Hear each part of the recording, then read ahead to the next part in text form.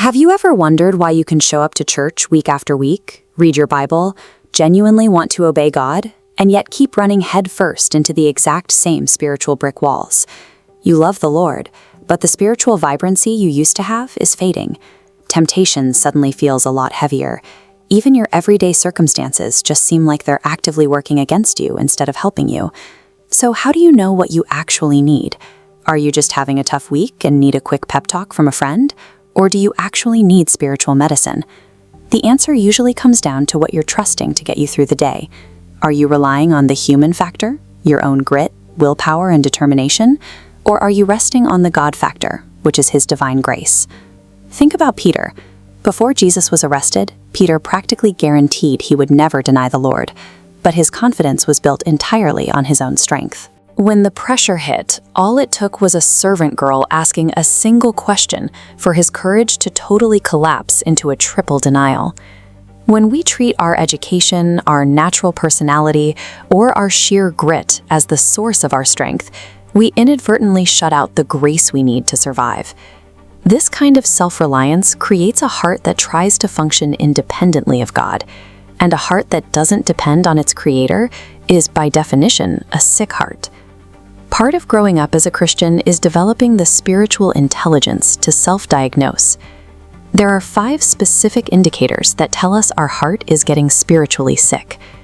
The first is a decline in mercy. God's mercy works around us.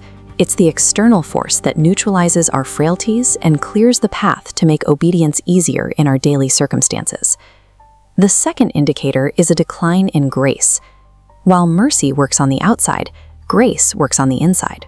It is the internal energy required to say no to ungodliness. When that internal grace is running on empty, resisting sin takes a massive, exhausting effort. The third symptom hits when repentance becomes difficult. It's not because the truth is suddenly hard to understand. It's because the heart has become too numb and sick to properly respond to it. Listen to how God describes this condition in the book of Isaiah. "Hear, O heavens, and give ear, O earth, for the Lord hath spoken. I have nourished and brought up children, and they have rebelled against me." He goes on, "Why should ye be stricken any more? Ye will revolt more and more. The whole head is sick, and the whole heart faint. From the sole of the foot even unto the head there is no soundness in it." The fourth symptom is that obedience is no longer complete. You lose your condition of perfect compliance.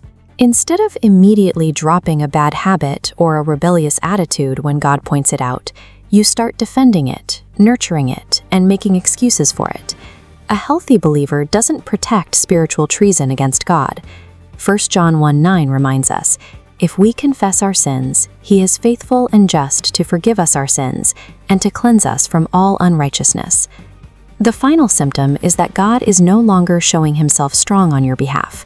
Dishonesty, pride, or a quiet resistance to God's ways cause real damage to the heart, and that divine strength stops flowing the way it used to. 2 Chronicles chapter 16 verse 9 says, "For the eyes of the Lord run to and fro throughout the whole earth, to show Himself strong in the behalf of them whose heart is perfect toward Him."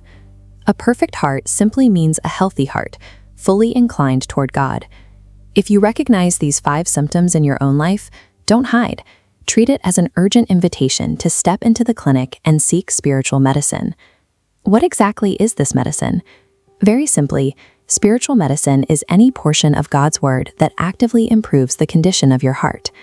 When administered correctly, the Word specifically strengthens 4 vital qualities: honesty, humility, faith, and patient endurance. Think about the very air you're breathing right now.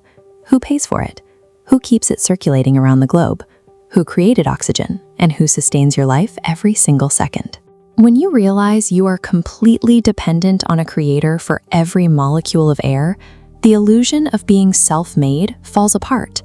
That recognition of total dependence is the medicine that begins to dissolve pride. In Mark chapter 12, Jesus looked at a teacher of the law and said, "Thou art not far from the kingdom of God."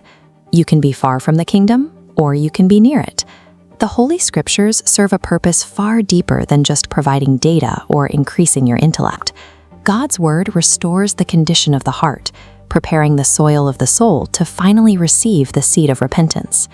Taking this medicine follows a very clear progression. First, you have to slow down and actually step away from the busy world. Then you get deeply honest about reality. That honesty leads to a humility that says, "I need God," which finally allows real faith to take root and grow. Jesus completely understood this connection between illness and the soul. In Luke chapter 5, he says, "They that are whole need not a physician, but they that are sick. I came not to call the righteous, but sinners to repentance." If you caught a physical infection and went to the doctor for antibiotics, nobody would laugh at you. In the same way, there is absolutely zero reason to feel embarrassed when you need to go back to the basics of honesty and humility to treat your spiritual decay.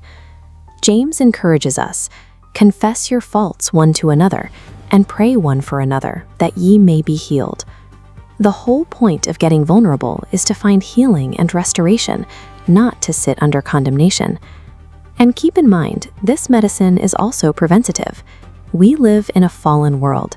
Every day, toxic conversations, negative media, and constant stress slowly dull our spiritual sharpness. Taking a regular dose of the Word restores your clarity before any major damage happens. God has a specific goal for your health. Listen to Jeremiah chapter 3, verse 15. "And I will give you shepherds after my own heart, who shall feed you with knowledge and understanding." Your spiritual recovery serves a larger purpose. God strengthens you so that you can recognize the symptoms of sickness in others and wisely administer the right portion of His Word to the struggling sheep placed in your care. Mature believers move from being patients to becoming practitioners. They allow the great physician to heal them so they can carry that same healing truth, wisdom, and love into the lives of a hurting world.